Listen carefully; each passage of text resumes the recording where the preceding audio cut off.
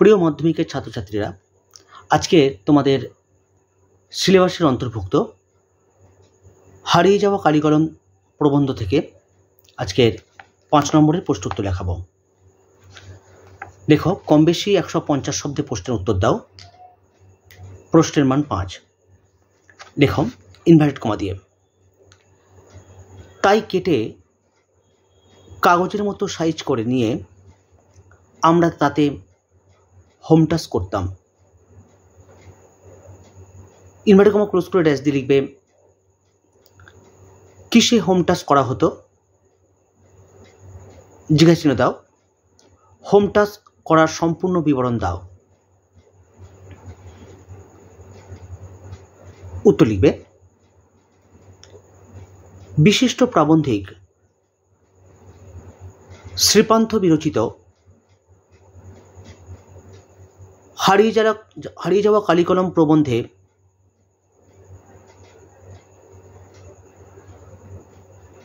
প্রাবন্ধিক ছোটবেলায় কলা পাতায় হোম টাচ করতেন। দাঁড়িয়ে দাও, প্যারা চেঞ্জ করো। প্যারা চেঞ্জ করে লিখবে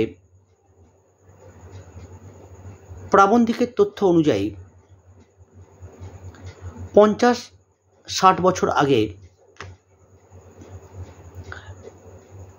লেখকরা যে অজপাড়াগাঁয়ে জন্মেছিলেন সেখানে আধুনিক সুযোগ সুবিধা প্রায় কিছুই ছিল না। দাঁড়িয়ে দাও। শৈশবে তারা যেমন রোগা বাঁশের কঞ্চি কেটে কলম বানাতেন, কমা দাও, কালি বাড়িতে তৈরি করতেন, কমা দাও, তেমনি লেখার পাত হিসেবে ব্যবহার করতেন কলা পাতা। দাঁড়িয়ে দাও। লেখকরা কলা পাতা কেটে কাগজের মতো সাইজ করে নিয়ে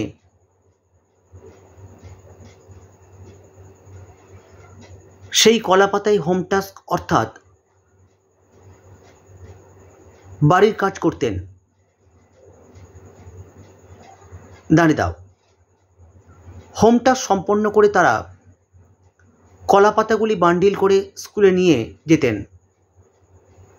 দাঁড়িয়ে দাও। মাস্টারমশাই তা দেখার পরে আড়াআড়িভাবে এক টানে ছেড়ে পড়ুয়াদের ফেরত দিতেন। দাঁড়িয়ে দাও। বাড়ি ফেরার পথে লেখকরা সেগুলোকে কোনো পুকুরে ফেলে দিতেন। দাঁড়িয়ে দাও। কারণ তাদের ধারণা ছিল কলা পাতা বাইরে ফেললে গরু খেয়ে নেবে এবং তাতে অমঙ্গল হবে। দাঁড়িয়ে দাও। অক্ষর জ্ঞানহীন লোকে বলে, ইনভার্টেড কমা দিয়ে লিখবে ওর কাছে ক অক্ষর গোমাংস। ইনভার্টেড কমা ক্লোজ করে দাঁড়িয়ে দাও। উত্তর শেষ করো।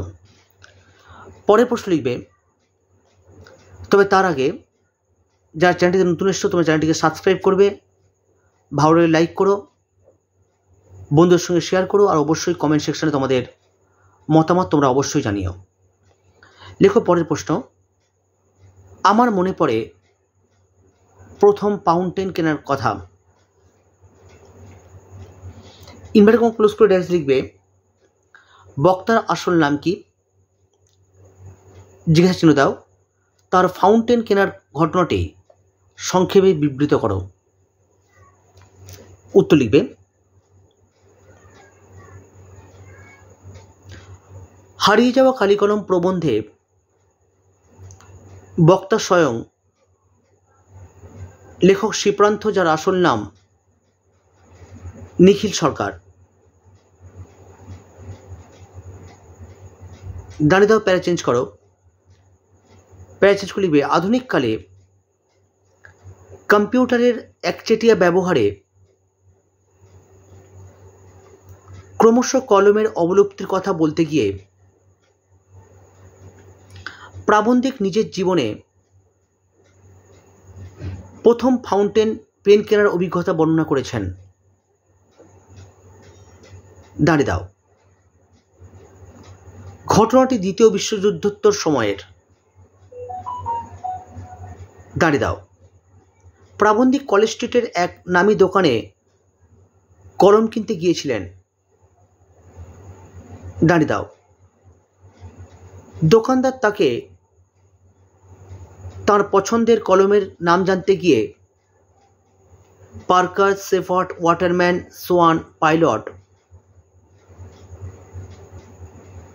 ড্যাশ দাও এরকম বিভিন্ন কলমের নাম উল্লেখ করে